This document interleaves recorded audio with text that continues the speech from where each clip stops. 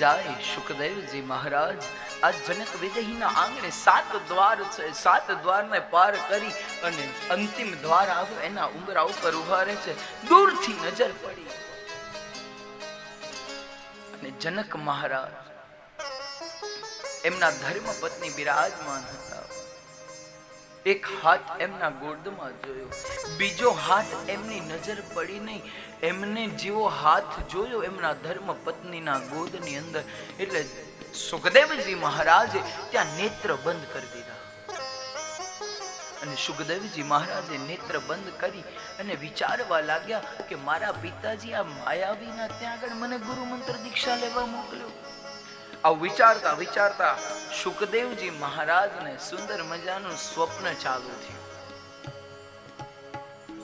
અને સ્વપ્ન ચાલુ થતાની સાથે સુખદેવજી મહારાજ એક ગામથી બીજા ગામ તરફ જાય. બીજા ગામ તરફ જતા જતા રસ્તાના માર્ગની અંદર એમને નિંદ્રા આવે. એક આંબાનું વૃક્ષ હતું, એના નીચે પછેડો પથરી અને સૂઈ ગયા. અને સૂતા જેવી નજર પડી એટલે આંબામાં એક લટકતી કેરી જોઈ. જો નજરથી એમની દ્રષ્ટિથી એમને જોયું, એ કેરી પાકી હતી. સુખદેવજી મહારાજ આ બધું સ્વપ્નમાં થઈ રહ્યું છે. સુખદેવજી મહારાજ કેરીને જોઈ. સુખદેવજીને થયું લાવો ને હવે આમે ભૂખ લાગી છે તો પેલી કેરી લઉં. સુખદેવજી મહારાજ ઉભા થયા. જુઓ દ્રષ્ટિથી આદેશ આપ્યો કોને? દ્રષ્ટિ પડી પાકી કેરી ઉપર, એને આદેશ આપી દીધો પગને કે ઉભો થા. મગજ થઈ ગયો ઉભો થા. સુખદેવજી મહારાજ ઉભા થયા. પછી આદેશ આપી દીધો ઉપર પહોંચ, કૂદકો મારો. એ બધું દિમાગથી શરૂઆત થયું. એમ ભગવાનની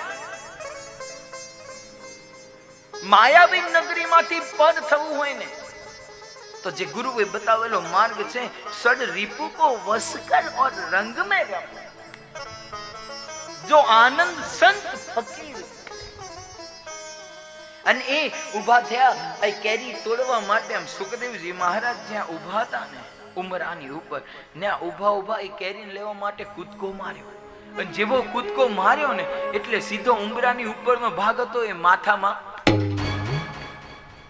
આવું 3 વાર સતત થયું કેરી તોડવા. એટલે જનક વિદેહીએ કહી દીધું, હા હા હા સુખદેવજી, કોઈના આંબાની કેરી પૂછ્યા વગર ખવાય નહીં. સુખદેવજી મહારાજે કીધું કે કદાચ હું અહીંયા આવ્યો તો ઠીક છે, પરંતુ એમને મારા સ્વપ્નમાં પણ જાય અને જોઈ લીધું તો મારા પિતાજીએ કીધું છે ને તો આ ગુરુ જેવા તેવા છે નહીં. નજીક જાય ત્યારે ખબર પડી કે એમનો બીજો હાથ છે ને અગ્નિની જ્વાળાની અંદર. અને એ સુખદેવજી મહારાજ ગુરુ મંત્ર દીક્ષા લઈ અને ફરી પાછા પરિભ્રમણ કરે છે ગંગાના કિનારે. બીજી બાજુ 88,000 ઋષિઓ 88,000 ઋષિઓ. એને એમ થયું કે આટલા બધા હોમ હવન જપ યજ્ઞ તપ કરીએ છીએ તેમ છતાં શાંતિ કેમ મળતી નથી? જુઓ બધી ઉપાધિ શેની છે? બધી ઉપાધિ છે ને શાંતિની છે. અને શાંતિ હોય તો કઈ ઉપાધિ થાય ખરી? આવે ખરું કઈ?